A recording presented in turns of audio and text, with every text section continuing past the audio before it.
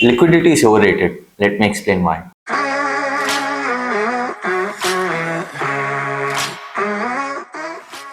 तो हम सब ने सुना ही होगा कि अपना पैसा ज़्यादा से ज़्यादा लिक्विड रखो। एक इमरजेंसी फंड क्रिएट करो, स्टॉक्स में डालो, क्रिप्टोस, फलाना ढिमका जो भी है। और इमरजेंसी फंड तो बिल्कुल होना चाहिए। अंकुर वारिक ने बहुत ज़्यादा ये एम्फोसिस दिया इस बात पे, और मैं इस बात से 1000% एग्री करता हूँ। बट जो पैसा हमने लॉन्ग टर्म इन्वेस्ट किया है, उस पैसे को ज्यादा लिक्विड रखना वो हमारे लिए नुकसान हो सकता है। तो आज मैं बात करूंगा लिक्विडिटी का ट्रैप, फ्रिक्शन कैसे क्रिएट करो और अपने पैसों से कैसे इमोशनली डिटैच्ड रहो।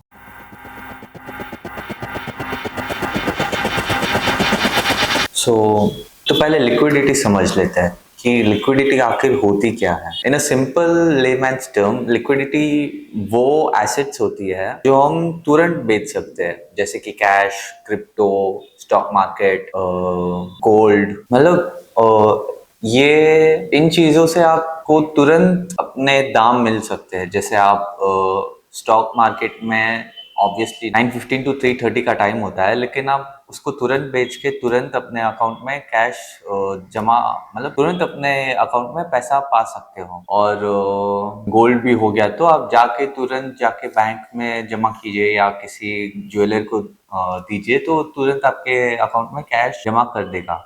लेकिन जो इलिक्विड एसेट्स होते हैं, जैसे कि रियल एस्टेट हो गया, एनपीएस हो गया, पीपीएफ हो गया, फिक्स डिपॉजिट्स हो गए, या हमारा बिजनेस हो गया या स्टार्टअप कोई भी, तो वो तुरंत नहीं बेच सकते हैं। उसके लिए बहुत सारा पेपर वर्क करना पड़ता है। सही बायर आएगा नहीं आएगा, सही प्राइस मिलेगी नहीं मिलेगी, मार्केट दाम मिलेगा नहीं मिलेगा, बहुत सारा फ्रिक्शन आ जाता है उसमें, ताकि तुम तुरंत बेच ना पाओ, उसको प्लान करके आप सेल कर पाओ, तभी वो इलिक्विड एसेट्स में कहलाए जाएंगे। बेसिकली लिक्विड वो है जो आप तुरंत बेच सकते हो, और इलिक्विड वो है जो आप तुरंत नहीं बेच सकते, जो थोड़ा सा वक्त लेता है। तो लिक्विडिटी अच्छी तो बहुत लग रही है, तुरंत पैसा मिल रहा है, लेकिन प्रॉब्लम क्या आ जाती है।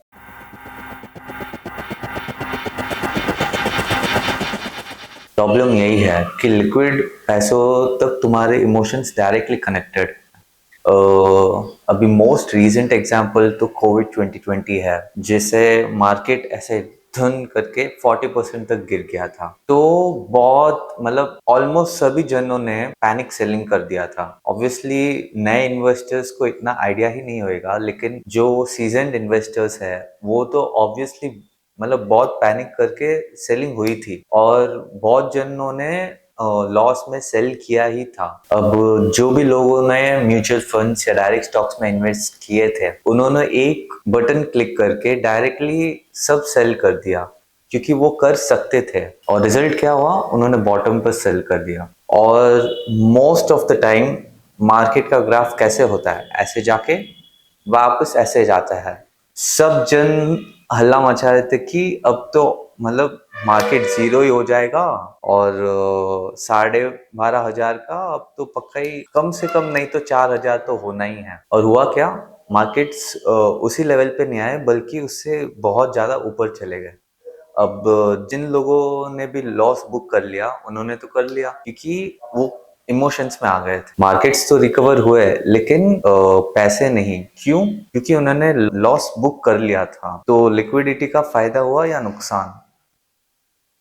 तो लिक्विडिटी ने हेल्प नहीं किया, उल्टा नुकसान ही किया, करवाया।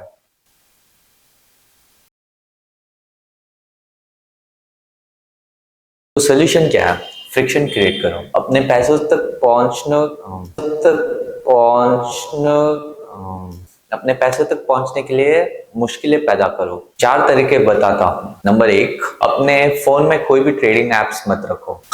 सीरियसली अनइंस्टॉल करो। अगर तुम्हें कुछ भी बाय या सेल करना ही है तो लैपटॉप या कंप्यूटर से करो। लॉग इन करना पड़ेगा, ओटीपी डालना पड़ेगा, लैपटॉप खुलने में आधा 1 मिनट लगेगा, तो पैनिक थोड़ा ठंडा पड़ सकता है। Number 2, don't check your portfolio regularly. अपने पोर्टफोलियो को रोज मत देखो। रोज देखोगे तो इमोशंस आएगी, मार्केट ऊपर तो एक्साइटमेंट और मार्केट नीचे तो डर। वीकली देखो, सैटरडे संडे देखो या मंथली वंस देखो। लॉन्ग टर्म इन्वेस्टर बनोगे तो लॉन्ग टर्म रिजल्ट्स आएंगे। Number 3, separate bank account. Demat account को एक अलग ही बैंक अकाउंट से लिंक कर दो जिसमें ज्यादा पैसे ना रहते हो, और उस बैंक अकाउंट का एक्सेस भी इतना इजी ना हो, क्योंकि अगर समझ लो आप सेल करते भी हो तो पहले उस अकाउंट में आएगा, फिर आपको मेन अकाउंट में ट्रांसफर करना पड़ेगा, तब जाके आप कई वो पैसे यूटिलाइज करने का सोचोगे। तो ये और एक एक्स्ट्रा स्टेप हो गया। एक्स्ट्रा स्टेप होएगा तो एक्स्ट्रा टाइम लगेगा, और एक्स्ट्रा टाइम लगेगा तो प्योर बैड डिसीजंस होंगे। नंबर 4, लॉक इन प्रोडक्ट्स, जैसे एनपीएस हो गया, नेशनल पेंशन स्कीम, पीपीएफ हो गया, एफडी हो गया, बॉन्ड्स हो गए। तो इनमें ऑब्वियसली रिटर्न्स इतने नहीं आते, लेकिन पैसे लॉक्ड इन रहेंगे 1, 2, 3, 5 साल। तो पता रहेगा कि भाई ये पैसे तो लॉक्ड इन है 3-4 साल के लिए, तो ऑब्वियसली अब इनके बारे में तो सोचना ही नहीं है हमें।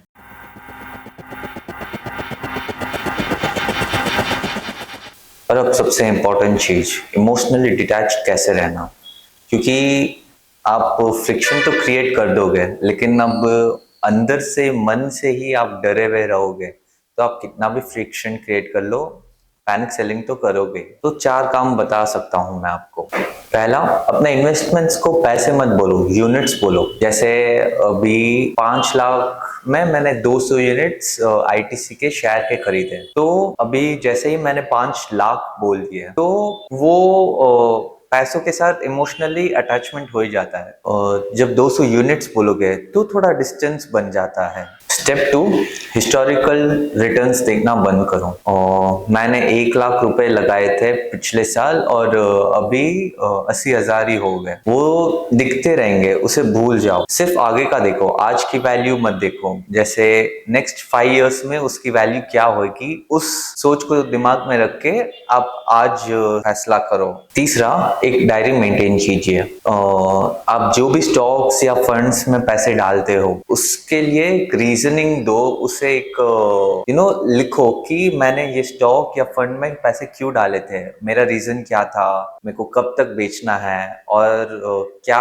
मेरा प्लान क्या था ये स्टॉक को खरीदने का, और मैं किस सिचुएशन में बेचूंगा। फिर जब मार्केट गिरे तो उस डायरी को खोलो, उसे पढ़ो, और अगर वो रीजंस अभी भी वैलिड है तो उसे सेल कर दो। ऑब्वियसली डायरी तुम्हारा एंकर पॉइंट है। और चौथा, सबसे मेन इंपॉर्टेंट बात, अपने पोर्टफोलियो का सिर्फ 20 से 30% ही स्टॉक मार्केट्स में इन्वेस्ट कीजिए। आप अगर यंगर है तो और ज्यादा रख सकते हैं, लेकिन सोचिए ना कि अगर आपने बहुत ज्यादा पैसा इसमें इन्वेस्ट किया है और अगर मार्केट धम करके नीचे गिर गया तो आपकी रातों की नींद उड़ जाएगी। ऑब्वियसली ये तो ह्यूमन इमोशंस ही है। रिस्क बहुत है ना, कि अभी मेरी पूरी लाइफ की सेविंग्स इसमें लगी हुई है, और नेक्स्ट मंथ या उसके 3 महीने बाद मेरे को एक बड़ा खर्चा करना है। जो लोग अपनी लाइफ की सेविंग्स इसमें डाल देते हैं वो डिटैच नहीं रह सकते, क्योंकि रिस्क बहुत है। तो आपको ये 2 चीज हमेशा याद रखनी है। पहला, लिक्विडिटी हमेशा अच्छी चीज नहीं होती है, कभी कभी फ्रिक्शन ही आपका अच्छा दोस्त हो सकता है। और दूसरा, आप इमोशनली डिटैच्ड रहिए, हिस्टोरिकल रिटर्न्स मत देखिए, अपने पैसों को यूनिट्स बोलिए, एक इन्वेस्टमेंट डायरी मेंटेन कीजिए। और चौथा, अपना 100% पोर्टफोलियो स्टॉक मार्केट्स में मत रखिए। तो अगर आपने ये 2 चीजें कर ली है तो स्टॉक मार्केट आपको नहीं, आप स्टॉक मार्केट को कंट्रोल करोगे। Mutual fund investments are subject to market risks. Read all scheme related documents carefully.